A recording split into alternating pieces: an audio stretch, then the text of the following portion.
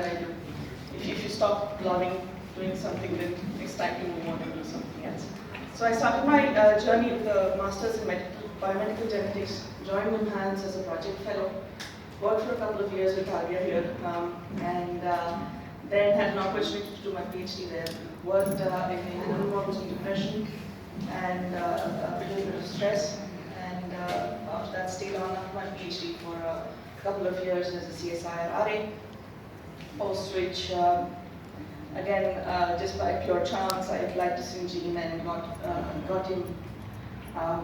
I was initially recruited at Syngene, which is one of India's largest contract research organizations, to develop and build an animal model and build basically a neuropharmacology lab where we could test the effect of different NCEs or drugs that are coming in and look at how we can test if they're effective, efficacious or not, and try to study those further in different animal models, predict if they can be taken next into the drug discovery pipeline. So this is where I come from, this is a bit of my background.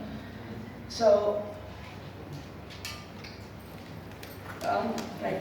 So Badri has already kind of introduced most of my initial slides, but I'm just going to go through it for formality. And most of my talk today is not rocket science. All of you probably know about all this. Why I'm talking about this topic is, even before you start your research, having a plan, having a design is most critical. You can do the best research, but it does not matter unless you know what you're doing. As a part of my job at Syngene, I interview a lot of young people like yourself who come in for jobs, and one of the topics that we often ask students who join as freshers is, so tell me about your research project. And the first answer that I get is, yes, I worked on such and such a research project. Okay, great. Why did you choose this project? My professor in college told me that this is more than Fantastic. Next, why did you choose this particular drug? Ma'am, actually there are about 2,000 herbal formulations that work on to reduce blood glucose levels. Great, perfect. Why did you choose this one? This is available. This is easy to extract from. See, these are not answers, right? If you all laughed at it, that means you know that it's not the right answer. Correct? Yes. So to prevent all these problems, you need to have a solid design, a solid rationale, a backing behind anything that you do. And that's the first step of any research. Okay? So with that, I'll just start off. So we'll talk about initially what is preclinical drug discovery, a brief, a very, very brief introduction. Next, why is a study design important? How do you select, or why would you select the research topic? How you would design a study. I'll just go through briefly what I think would be a good design. And very, very quickly, what kind of research studies are there in clinical science, and translate it very quickly. So, disclaimer, I come from neuroscience background, and most of what I will be talking about might be related to neuroscience studies. My experience with other studies is slightly limited, so that's where I come from, right? But we spoke about this. So this is the drug discovery pipeline. So for me, essentially, I'm going to split it into 4 parts initially. First is the in vitro and in vivo testing, where I'll be focusing most of this talk on, specifically on preclinical research. Goes on to human testing and data review and approvals and then surveillance and post-approval marketing, which I know a little about. Yeah, so like I said, this is the area that we're looking at. So for any drug to enter the market, you already saw the funnel, right? You start with about 10,000 molecules. Because you showed the slide, you have to start with 10,000 molecules. By the time you get to stage 4, or phase 4, you have 1 molecule left. It's incredibly expensive. You're talking about $1 billion from the start to finish, and that's a conservative estimate. When you're talking about money like that, we cannot afford to be careless or callous about what we're doing. It has to be thoroughly planned, it has to be researched, and there's a lot of money riding on it. If, as a preclinical scientist or a scientist, when you guys enter the industry or enter any research field, if somebody entrusts you with $1 billion, will you be careless about it? Yeah, if you had $1 billion, and your work, your decisions, your our interpretation of the data might cause this one company to completely die. Right? So this is not funny business, it's very serious business. And you need to have the frame of mind to approach those problems. Right. So in that initial phase that I told you about, the discovery phase, right? In the discovery and development phase, essentially, if you break that up into bits, we have target discovery. Yeah, you have a particular target that you want to hit, and you make a chemist synthesize molecules to hit that particular target. And then when you make a library of drugs or NCEs, you obviously eliminate anything that does not hit the right target, and then from there move into a screening funnel where you refine that lead compound, make it a little better, either chemically or try to improve bioavailability of that drug, try to improve how it binds the target, all of those things. And you generate a molecule. This molecule is now ready to be tested or to go into preclinical development. There's a lot of processes that happens before, but the real biology or the biology part starts once it gets into lead generation. So before any drug goes into a preclinical model, it obviously is tested in vitro. In vitro, there are usually biochemical assays, a cell-based model, or any other mechanistic assays to see if it's actually hitting the target. There's no point of taking it to preclinical without knowing if my drug is actually going to bind to my target. So there's plenty of work that happens before that. These are all usually called high throughput screening. So you have a library of compounds. For one target, you might have maybe 1,000 compounds, and people put those 1,000 compounds into a high throughput screening platform. This is all done in vitro, and based on whether it hits the target, whether it's doing what it should, that library is then narrowed down. And this library is essentially what comes to a scientist like myself who would do a preclinical work. Now this is a regular drug discovery pattern, right?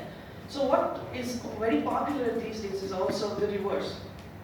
For example, drug repurposing is a huge thing. I don't know if you've read about it, but it's huge in the market now. You have thousands of molecules that are essentially already there in the market. Big pharma companies, for example, Teva, right? So Teva is a company that has a lot of molecules. They're in the business for a very, very long time. And as a result, they've generated specific libraries of compounds that have known targets. But for whatever reason, they didn't make it to the clinic. Or maybe they didn't have a good enough indication. Maybe they didn't have a reason to be out there. They didn't perform well with that particular competitor. For whatever reason, they've been shelved. So now companies are bringing back those molecules. The advantage of doing that is they have finished all the in vitro testing, they finished most of the safety testing. They just need to know if the molecule is efficacious or not. So this drug repurposing is coming back. I worked on a compound that's now in phase 3. So that's a known compound. It's a pre-sedative. Right? It's a pre-sedative. Obviously, it's used for anesthesia for a long time. It's very safe. It's been used for the last 40 years. So we know it has a good safety profile. So that compound was repurposed for aggression.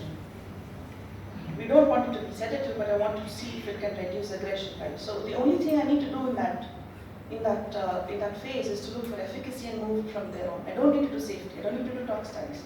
So that way, drug repurposing is coming on in a big time, coming back, and it's something that you all can think of for your projects. You have access to everything about most commonly available drugs. Can you find alternative routes to test those molecules?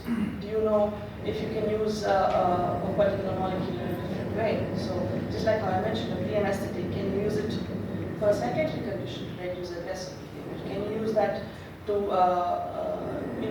combat any other depressive kind of phenotype? So all of this is coming down, and this is how you should be thinking when you're talking about designing your projects. And okay, so what I've done here is essentially I've narrowed down this part, the preclinical development part, into further this sequence. So this essentially comes back to five steps, according to me. There could be many others also. So it starts with the formulation optimization. So this formulation is nowhere as detailed as what we spoke of, obviously. This is a fit for purpose formulation, that's it. I just need to dose the animal, make sure it's going into the animal. it's tolerated by the animal, and I can ensure the drug is in the system. That's all I need to do at this point. And then it goes in to see a quick PK study to see if the drug that I want is actually in the system, is it getting absorbed, is it there in the target or that I want it to be in. And that would essentially mean a PK study, look at the absorption, metabolism, the distribution, etc.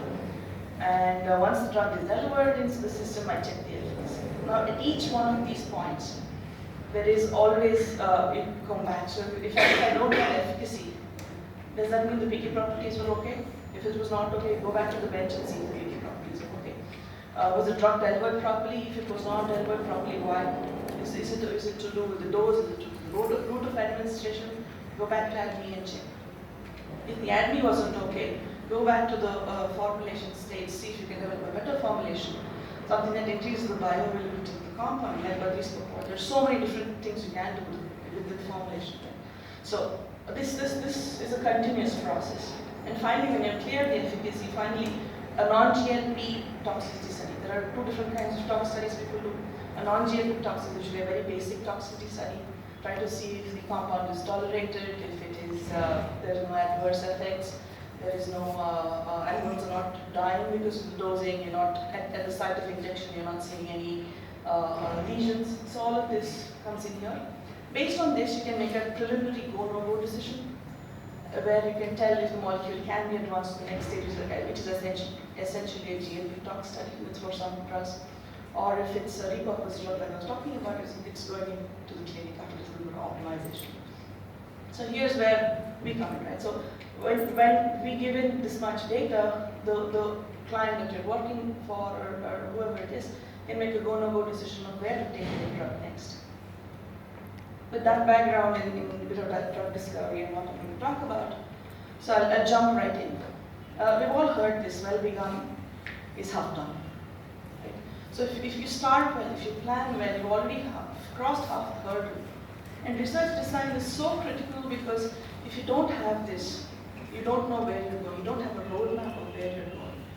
So you need to, for any study to be successful, you need a systematic procedure, including the purpose, the objectives, methods, what confounding factors am I bringing into the study, what are the measurements or readouts I want to have, what is the statistical analysis I need to do, and what is my expected outcome. This is very, very critical. We all design studies very well, but what outcome do you expect of that study? Of course, every study I run, I want the compound to be perfect and cure depression tomorrow, but that's not realistic outcome, is it? An outcome is what you expect, or how your standard compound will behave, how your disease control will behave, and what your compound might do based on the mechanism of action of that particular compound. Research design also enables the researcher to proceed in the right direction without any deviation. You know where you're proceeding. There's no side paths that you take off and deviate. And finally, like I said before, a poor research design may collapse the entire research project in terms of time, manpower, and money. Right? So you don't have a chance to do this again and again. We're all in the business of working with animals. Once you've injected an animal, once you've dosed the animal, that's the end of the matter. There's no redo. I can't go and undose the animal or make it alive once I've euthanized the animal. So we cannot keep doing this over and over again. You might have a chance to add more animals to a study, but never repeat what you've done. So get it right the first time. Okay, so coming to research design, this is something you've probably all heard of, read at some point, but I definitely want all of you to read it again. Just for anybody who doesn't want to read it, I'm going to read it too. So a researcher wants to earn his doctorate degree and decides that he wants to do it in zoology. That's his passion. So he decides the animal model is that model really. It's the Planet Americana, the common cockroach. It's his research model. So what he does is, he keeps the cockroach on a table and says jump. Cockroach jumps beautifully. Brings back the cockroach, keeps it on the table again, cuts off one leg and says jump. Cockroach jumps again, obviously. He does it 3-4 times. The cockroach by now has lost about 3 or 4 legs. How many legs does a cockroach have? 6. 6, 4? 6. Sure. Right. So he ಇವಾಗೆಲ್ಲ does a couple of dissection lines, ಮುಗ್ದೋಗಿದೆ, 3 legs ಮೊದ್ಲಿರ್ತದ? cut off. The results are very encouraging. So even with 3 legs, the cockroach is still jumping, cuts off the 4th leg. Still manages to jump fifth leg, struggling obviously, but still doing it. Research plan is still working great. Finally cuts out the sixth leg and says, cockroach, jump. Cockroach doesn't jump. And he says, great data, perfect data, I've proved my hypothesis. At the end of the hypothesis, he writes saying that the researcher concludes that if you cut off all legs of the cockroach, it will become deaf. Right? It's funny, but this is really what happens in research. We always come to the wrong conclusions about what we're doing. Right? So as a joke, it's really funny, but I've seen this so many times. We do not get our hypothesis right. And in preclinical research, it's all about hypothesis testing. If you do not hypothesize what you want to look at, then you will never reach your objective. Okay, with that, we will go into the elements of a research plan. What does a research plan need to have compulsorily? The list is exhaustive, this is my list. Okay. First off, a problem statement or your study objectives. If you don't know the problem, you'll never reach the solution, obviously. And an experimental design. We'll go through each of these in detail a little more. Minimizing bias in your studies. What is your methodology? How do you collect data?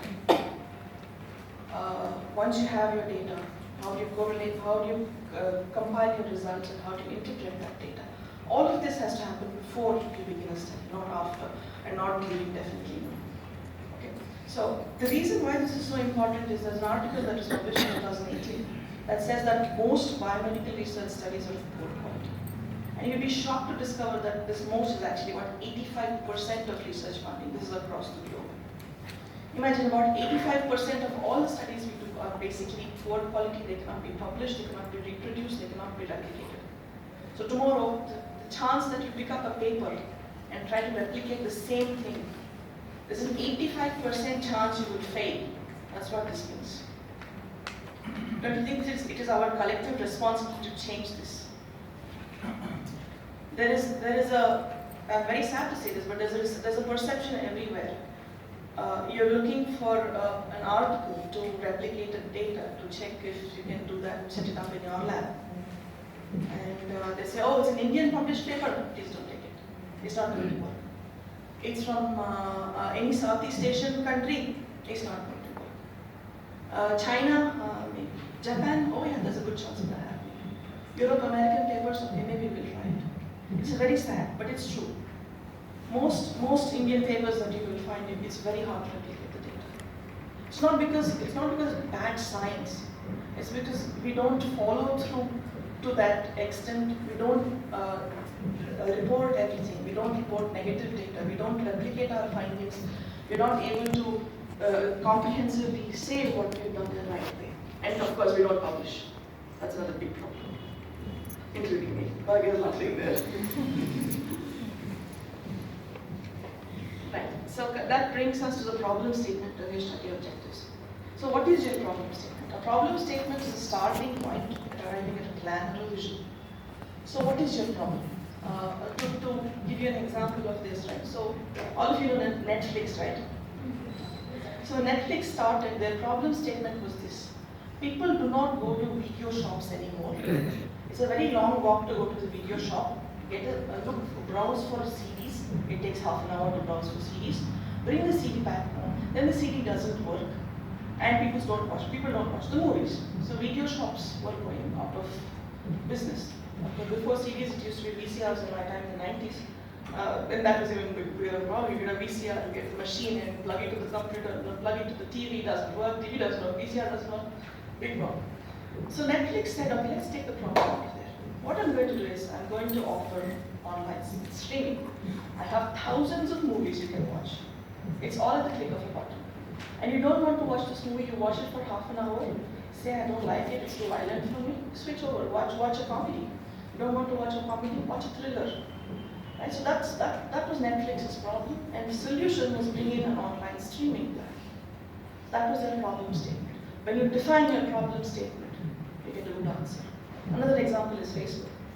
So when Mark Zuckerberg started Facebook, his problem statement was, I have thousands of people on this campus. There are, I know that they're in the directory, but I can't reach out to any of them. I can't say, hey, I like you. Yeah, I can't press a button and say I like you. So he started Facebook. So everybody on that campus was on that Facebook, and he could message them instantly. You could click and say, I like you. And what a revolution it has been. It's a simple problem. I want to say I like you to someone. Right? So that's your problem statement. That is your problem statement. So find your problem statement. Develop a clear objective based on that. Okay. So first, what is the problem? Second, whom does it affect? In this case, of course, it affected many people and Mark Zuckerberg's girlfriends. But then, in research, of course, what is the problem? You have a scientific problem, and if yes, what patient population does it affect? You have a particular patient population, a group of people that is affected, and how and why. Right? So what is the impact of that problem? If you're looking at a pediatric condition, for example, a lysosomal storage disease, or let's say a pediatric epileptic disorder, the child is dead before 9 months. That is a problem. Right? So that is the impact of that particular problem. And finally, include an idea for how you want to solve the problem. You might not have all the answers, but including the idea note shows that you're going towards the right path. So if I have a pediatric infantile disease I want to develop a drug for or find something, I either say, okay, I have all of these list of drugs that works in humans, I will see why it's not working in pediatric populations, and then move on from there. I want to try leptiricetam, lamotrigine, something in, or valproic acid in a pediatric model and see how that works. Okay. So based on this, develop clear objectives on the problem statement. I'm talking about this very easily, but this won't happen very easily. I'm sure all of you have experienced that. It's very easy to say develop a problem statement, but it takes a lot of reading. It takes a lot of literature review. You have preclinical dossiers available to you. The FDA usually publishes them, if not FDA, EMA, FDA. Sometimes the company that makes the drug publishes their preclinical dossier as a paper. Read it. It gives you a very good idea of how they arrived at that problem, how they arrived at that solution. Right? So these things can become your guide. Next, we move to the experimental design. I'm going to take some time doing this, and I'm going to repeat some things I'm saying, but I think it's important, so I'm going to do it. So first, rationale for a selected model and an endpoint. Like I said, my professor told me to do it is not a rationale. I had the compound lying around in the cupboard is not a rationale. Okay. I understand that sometimes we have constraints because of the instruments that we have or the models that we have. Everything is validated. Definitely. But find a better way to define that. When I did my PhD, I did not have too much of choice, right? There were like 3-4 models running in the lab, and obviously my PI said, these are my 4 thrust areas, so you can pick one of these. So I can't say, yeah, I did my PhD because my guide said, okay, fine, take something and go to PhD. But that's the truth, right? It is the truth. There were 4 areas, I could just choose one of them. So please make that idea. You have to own that idea. Right? You have to own that idea. I know it's thrust upon you. So maybe, I don't know what you're working on right now, but maybe it's the professor will say, listen, this is the only idea I have right now, I want you to work on it. But can you do something about that? Read about it. Make it your passion. Own it. Try to make something that is unique to you or original about it. Next. And find the rationale about why your professor is doing it, and see if you can ask them why. What is your point in doing all this? Can you please tell me? They'll obviously tell you. Next, in your experimental design, have you got the appropriate and adequate controls? An experiment without controls is a failed experiment. I'm telling you right off. There's no 2 ways about it. If you do not have a negative control, a positive control, and a reference normal, please don't do the study. The reason for this is you don't have anything to compare with. If I don't have a normal animal, I don't know how a disease animal behaves. If I don't have a positive or a reference compound, I do not know what to compare it against. I say, yes, I see 20% protection in this model. A reference compound is giving me 70% protection. What are you talking about 20% here? Right? So do you have adequate controls? If you don't, please rethink your project. It's not worth doing the project without controls. Next, the route and timing of intervention, delivery, and dosing. So this forms a very critical part of a preclinical study. If you miss the window for dosing in a particular disease, then you missed it. So for example, let's take something like ischemic reperfusion. So a popular model to do to study acute kidney injuries to cause bilateral clamping of the renal arteries and the vein. So we clamp both of that and then look at how ischemic disease develops in the kidneys. So basically, if you clamp the kidneys for long enough, blood supply is interrupted to the kidneys. There's complete stasis of blood inside the kidneys, and the kidneys fail. So what happens is the blood creatinine level, kidney function goes down, creatinine levels increase. So you have a problem. So this is clinically also seen. It's a very effective model. And in humans, when this is not treated, they can lose the kidney within as less as 7 days. Right? So it's usually a side effect of people undergoing heart surgery, for example. When they're taken and put on the machine, right? So the kidneys stop getting enough blood supply. Right? So in that model, for example, if you do not treat within the first 8 hours of an insult, you lost the kidneys. There's no point if you treat after 8 hours. Another similar example is MCA occlusion, stroke models, cerebral ischemia. In cerebral ischemia, in humans, if you administer a drug, TPA, tissue plasminogen activator, within the first 2 hours of an infarct, you save the patient. There's a very, very good chance, almost 90% chance that the patient will make a complete recovery. Beyond that 2-hour period, the chance goes down. And every 2 hours that you delay the treatment by, the chance goes down that much. 24 hours post-stroke, you can give TPA just like giving water anyway. Right? So the route, the timing is very important. Understand your study design to make sure you have this very critical part. Next, justification of sample size, including a power calculation.